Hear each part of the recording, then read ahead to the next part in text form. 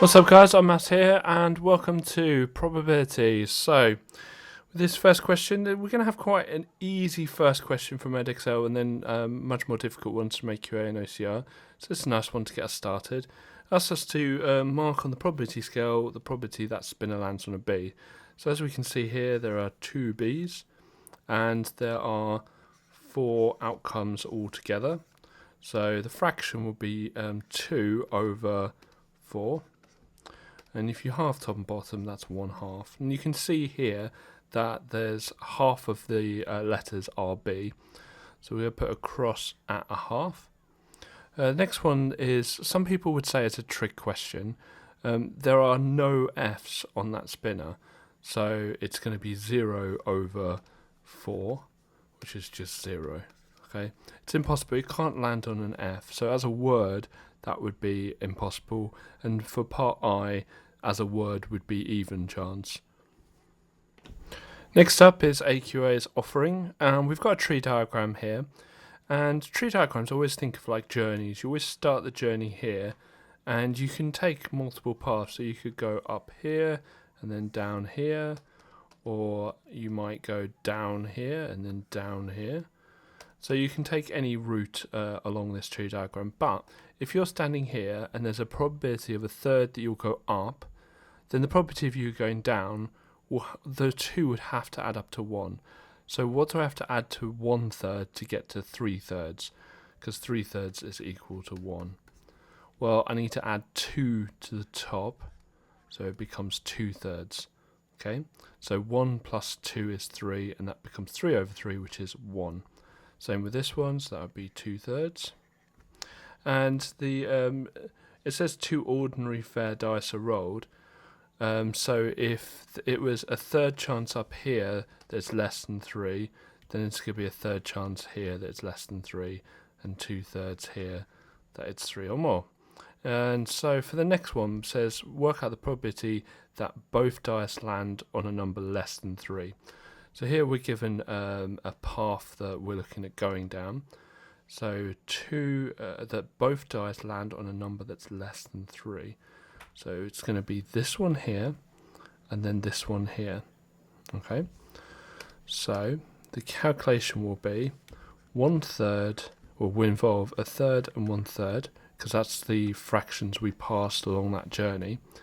Now with tree diagrams, when you're going across them, you are always timesing to work out the total probability. That's because in probability, it's the chance of the first one being less than 3 and the chance of the other one being less than 3. The word "and" in probability means times. So what we're going to do is we're going to times the tops 1 times 1 and times the bottoms 3 times 3. And this is a calculator question, so you could have done that on the calculator. So the chance is 1/9. Last up is our OCR question, and we've had quite a nice question so far, but the last question on this is quite tricky, so just prepping you now. So it says complete the table, and it says that the product of the 2 scores is found. Now product means times. So if you see the word sum, it means add. If you see the word product, it means times. So you can see the ones they've done already. 1 times 1 is 1, 2 times 2 is 4, and 3 times 4 is 12.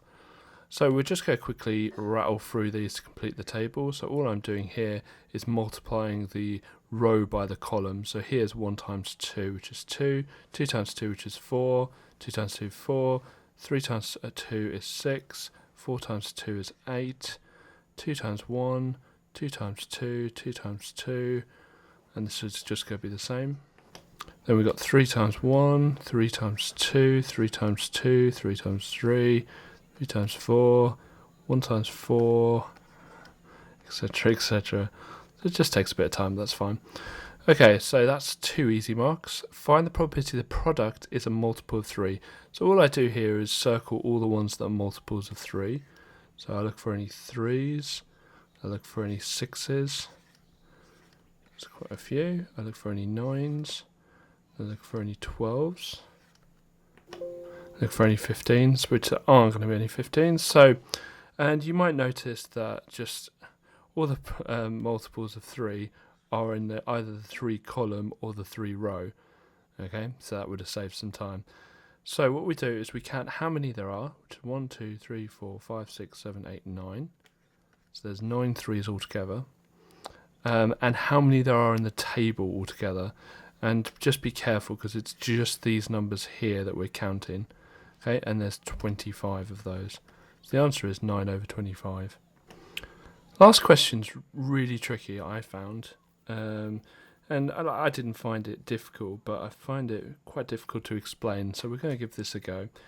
So we've got a 5-sided spinner, and the same spinner spun twice. So yeah, fine. And the probability of the product, which obviously means times, is negative is 0.48. Write the numbers. Okay, first of all, it's important to realise our rules. So when we have two positives, that will be a positive number when we multiply them. And when we have two negatives, it will also be a positive. We can only get a negative number when they're different. Okay, so we need to know that going in. The next thing we need to figure out is if there's two of them and they're both 5-sided spinners, how many outcomes will we have in total? Well, we've kind of already had that there. We had 5 outcomes on both spinners, and you could see that it gave 25 outcomes.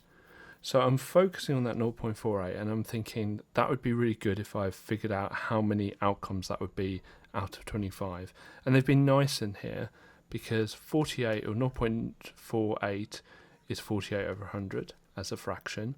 And if you cancel that, and you can do it on the calculator, but if you cancel it, let's do it on the calculator now. So 48 over 100, and you press equals, it gives you 12 over 25. So we know of the 25 outcomes, we're looking for 12 of them to be negative. Okay, so next I'm going to draw a quick table. And I probably would do this in the exam to be absolutely sure. And I'm going to have the spinners be either positive or negative because I'm not interested in what the numbers are. So we will have two positives here. And remember, these have to be identical because they're the same spinner. When you times those, you get a positive. So if I have another positive here and I times them, they will all be positive. Okay, so we need some negatives. So what I'm going to do is put negative in here. And you'll find that there's negative, in fact let's do it a different colour. So negative there, where the signs are different, but then negative and negative is a positive. So we've got 2, 4 so far. And we just kind of keep going. So both negative there. So these will be negative, and these will be negative. But these are the same, so they will be positive. So how many have I got so far? Well, I've got 1, 2, 3, 4, 5, 6, 7, 8. So I need some more. So you've got negative, negative, negative. And we've got positives in there because they're both negative. And how many is that? Well, that's 2, 4, 6, 8, 10, 12. So that's our 12 there. So it's a bit of a weird way of working it out. And you might be wondering why I've not put any numbers. Well, we don't need to know what the numbers are. All we're looking to see is how many positives and how many negatives do we need. But it does say now, right, I want you to write some numbers on the spinner below.